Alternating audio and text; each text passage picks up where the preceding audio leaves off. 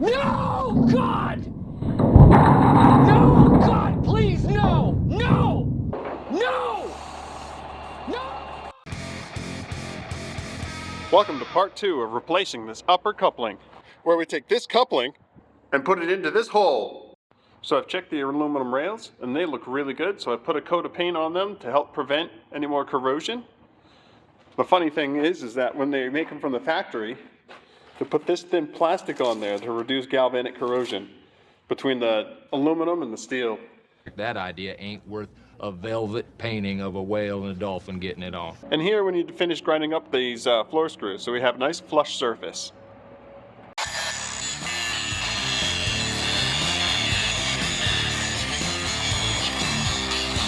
Now after inspection, from them shipping it here, you can see that this tab's bent. And it looks down there, that one's bent. So I got the old trusty sledgehammer, the BFH. We're gonna try and push that down and we'll bend that tab back.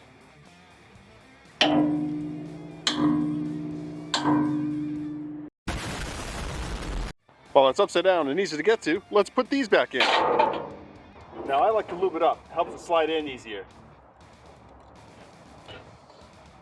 Now we're going to slide it through the conduits. Now it's good to remember what conduit was used for the cable and the air lines, so that way you don't mix them up and you don't run up short on one or the other. I don't remember.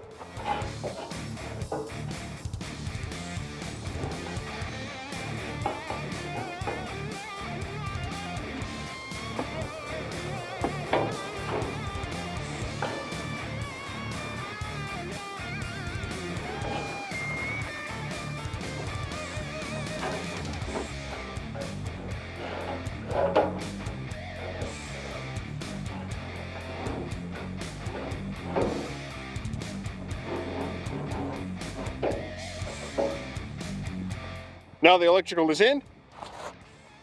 Green, yellow. And they all terminate inside, but I haven't pulled them through that hole yet because I got to flip it over and I don't want to damage them. So now let's get the loader and flip her over.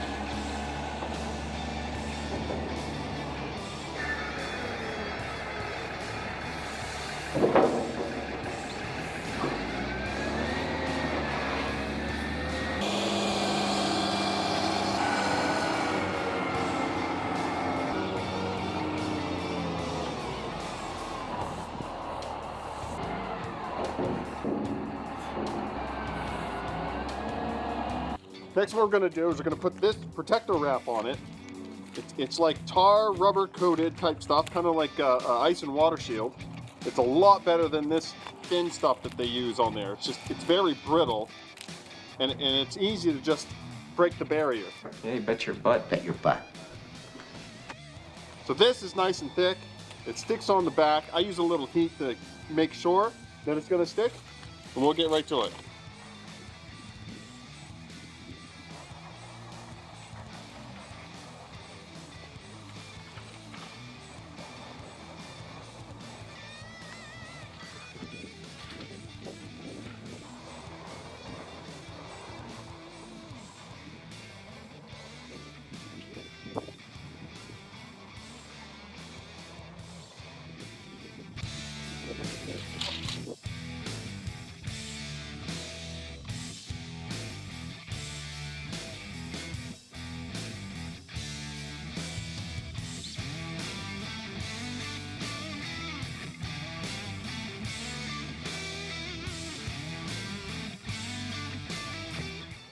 Now that the important edges are covered, now we're going to get in place with the loader.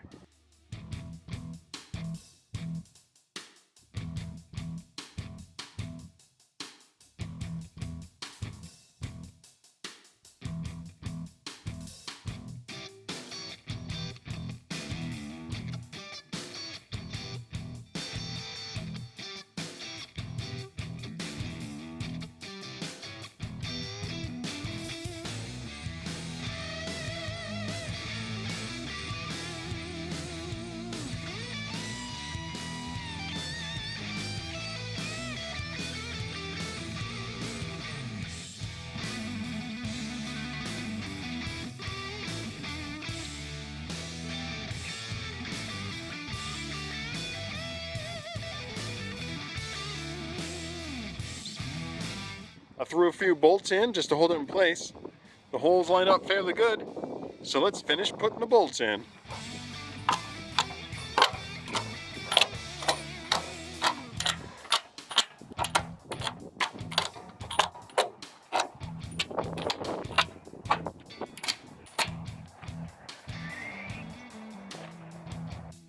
All right, now let's put bolts in this side.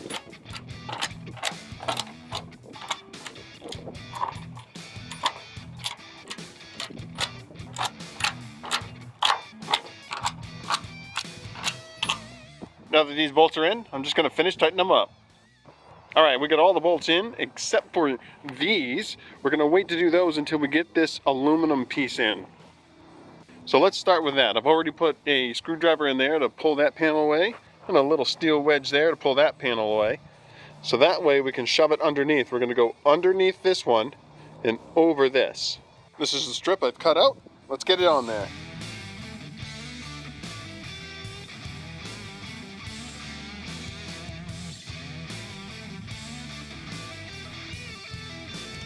That piece is in, it's starting to look a hell of a lot better.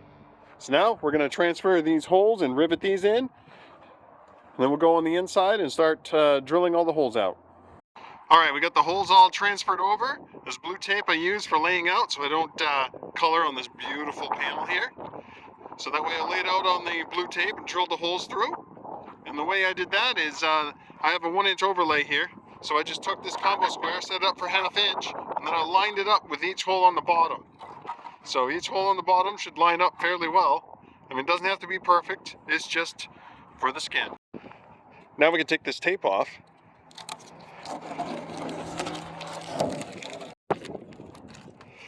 Get the rivets in and pulled.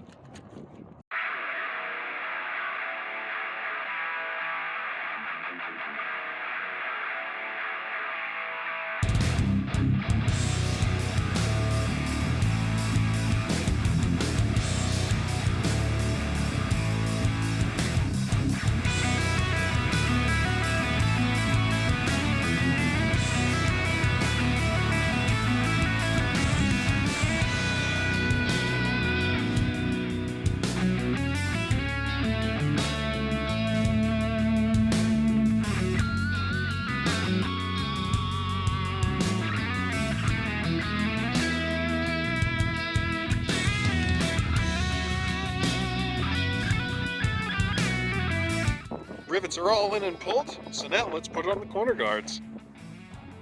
Corner guards are on. Let's put the caulk to her. Now the outside's all caulked, so let's go in and start working on the floor screws. If you notice, I haven't attached any of the electrical air lines yet, and this is to be sure that I don't accidentally drill through them when I put the floor screws in. Now we're going to work on screwing the floor to the upper coupling. As you can see here, I've got these 5/16 by 2 floor screws. They are self-tapping, and the reason why I go with 2-inch, even though the wood's 1.25 inches, is because this wood is a little above the upper coupling, and when you fasten it down, it gives you plenty of bolt and screw to engage the threads. The pattern we're going to use is the same pattern that they have, just over a little bit. And what we'll do is we'll just go next to it, either this side in between them, all the way down through, and the same thing over here, we'll just go in between them. This drill we're going to use for the pilot hole is a 17/64. After that, we'll drill the wood only with a 5/16.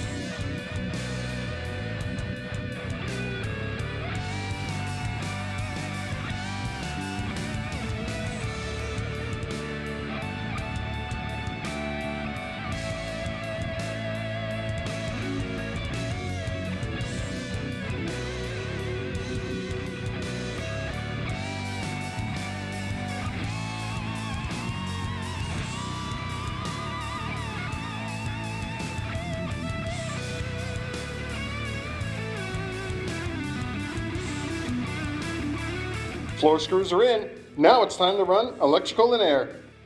This is why we save the electrical and air until the last thing we do. Just in case these floor screws poke through one of these air lines, you're in big trouble.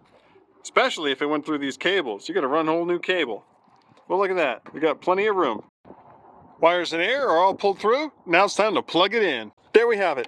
Colors are in their corresponding spots. Now what I'd like to do is I like to kind of twist as I put it in, so they loop around, and then bam, air's hooked up, and I zip tied them to keep them tidy. Now it's time to put the guard on.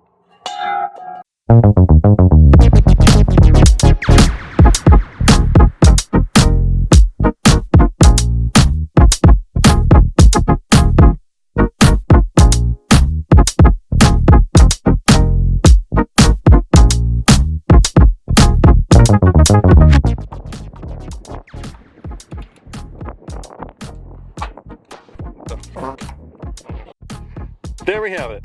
Colors are in their corresponding spots. Now let's pick. All right, colors are in their corresponding spots. Now what I'd like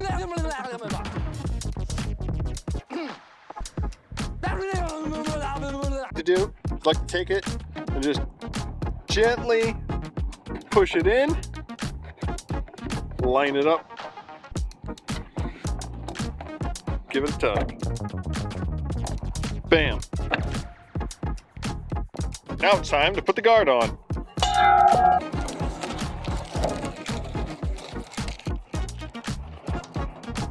It's about 1.25 inches. These are 2-inch long, because if you see... Oh, brother, this guy stinks!